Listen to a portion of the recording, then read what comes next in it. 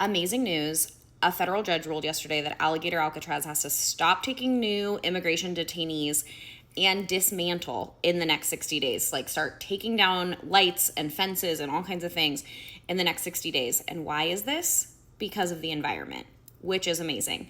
So basically, the federal judge ruled that they did not do a proper environmental review before they started just building this thing in the middle of the very precious and endangered ecosystem, the Everglades, and that they have to follow NEPA, which is the National Environmental Protection Act, if they are going to build this thing for federal immigration detainees. And so Florida and Ron DeSantis argued, no, this thing is run by the state. We don't have to follow NEPA, which is a federal law. But the judge was like, if you're holding federal immigration detainees and you're following federal standards and using federal funding, then this is a federal immigration detainee, and then you have to follow federal laws, which includes NEPA. For any federal building being built, it has to follow under NEPA.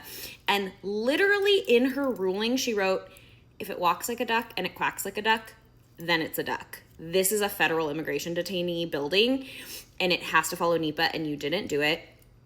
And she was like, basically, the Everglades are a precious, vulnerable ecosystem that have over 30 endangered and threatened species in them, including the Florida panther, alligators, obviously, that's why it's called Alligator Alcatraz, manatees, multiple species of sea turtles. And building this thing there will cause runoff into the wetland system. It will cause multiple kinds of pollution. It will threaten these species. But also, there is a Native American tribe that is like right downstream of this detention system that was like not informed, not consulted, has rights to this land. And the Miccosukee Tribe, was not consulted like they're supposed to be for any new construction project, and they were on the lawsuit, and they're like, yeah, no, you can't do this. So what is amazing about this is that we are shutting down something that is an incredible human rights violation because of environmental law. Now, of course, this happened late Thursday, and immediately the state was like, we're going to appeal. There's no way, like, this is a state-run thing, we're appealing.